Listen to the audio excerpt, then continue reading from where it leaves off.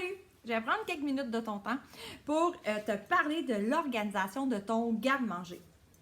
À la base, moi, c'était ma collection préférée. Bien, c'est encore ma collection préférée, mais c'est une collection qui nous permet d'économiser vraiment beaucoup d'espace, au moins 40% d'espace qui nous permet d'économiser des sous.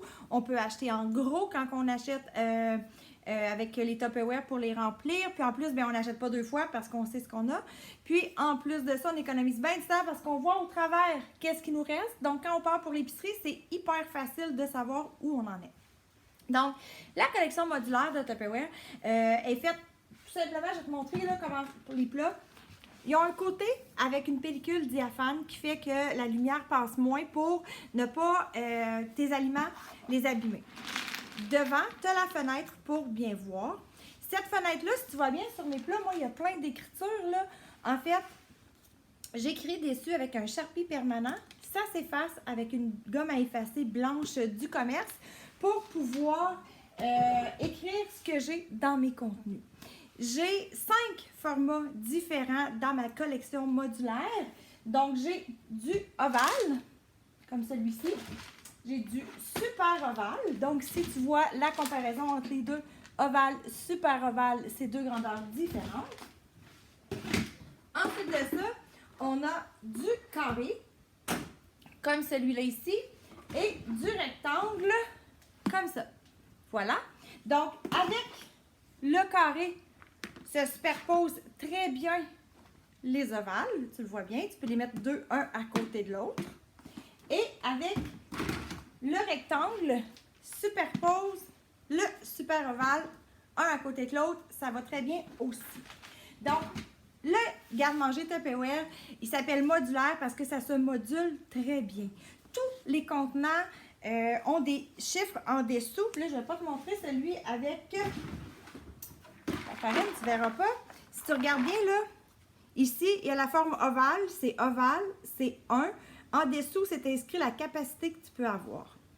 Donc, ça, c'est la hauteur 1. Les hauteurs varient de 1 jusqu'à 5. Donc, tu vois ici, 1, 2, 3, 4 et 5. Donc, tu vois là, toutes les hauteurs qui sont différentes, mais tu peux moduler. Exemple, ici, j'ai un 4 pour la farine, un rectangle 4. Je pourrais mettre un super ovale, 1 par-dessus. Ça va quand même donner la hauteur 5 pour équivaloir à mon contenant de spaghettis. Spaghetti et lasagne, c'est les deux pâtes qui prennent les contenants les plus grands. Donc, les ronds, ovale, super ovale, disponible en 5 hauteurs, carré, rectangle, disponible en 4 hauteurs. Donc, tu as besoin de connaître la profondeur de ton armoire pour savoir qu'est-ce que tu utilises, des carrés ou des rectangles. Et tu as besoin de connaître la hauteur de tes étagères pour pouvoir moduler à la perfection. Si tu regardes en haut ici, là, c'est toutes des combinaisons différentes qui font toutes 5. Hein? On a 5 ici, 4 plus 1, 3 plus 2, 5, 3 plus 2, 4 plus 1. C'est simple comme ça, mathématiques, 3 formes, rond, carré, ovale, puis compter jusqu'à 5, on se fait un garde-manger hyper économique, puis on prend de l'espace. Quand on parle de ovale et super ovale, on peut avoir l'option du couvercle bec verseur.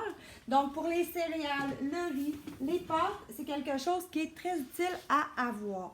Je te conseille aussi de prendre des couvercles carrés ou rectangles dans tes contenants pour tout ce qui se mesure à la tasse. Mettons la farine, le sucre en poudre, le sucre, la cassonade, tout ce qui se mesure à la tasse directement pour les recettes. Je te conseille des grandes ouvertures parce que dans les ouvertures d'un super ovale ou d'un ovale, la tasse à mesurer ne rentre pas. Puis, pour vrai, là, je te laisse imaginer que si ça, c'est de la farine que je vide, puis ça fait un tapon, puis à un moment donné, le beau nuage qui vient de sortir.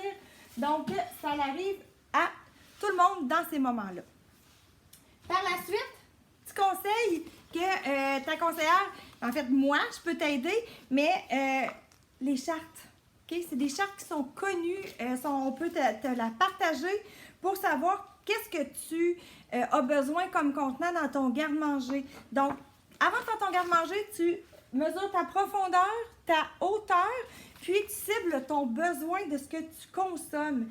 Puis, si tu t'achètes un 5 kg de farine, exemple, bien, prends un contenant un petit peu plus gros. Si tu prends un 2 kg de sucre brun, un contenant un petit peu plus gros parce que chez Tupperware, ce qu'on veut, c'est ne pas avoir de restant de sac dans le fond. Donc, pour pouvoir tout rentrer, ton petit restant, tu sais, tu es allé à l'épicerie, tu as vu qu'il te restait un petit peu de croûtons, bien, il faut que ton sac de croûtons, quand tu vas arriver, il puisse rentrer à l'intérieur. Encore mieux, si tu achètes en vrac, tu vas pouvoir aller remplir directement, mais sinon, tu peux acheter en gros et y aller de cette façon-là. J'espère que je t'ai éclairé dans ta conception de garde-manger. Si jamais tu as des questions, tu ne te gênes pas, tu me contactes. Ça va vraiment me faire plaisir de t'aider à organiser ton garde-manger. Bonne journée!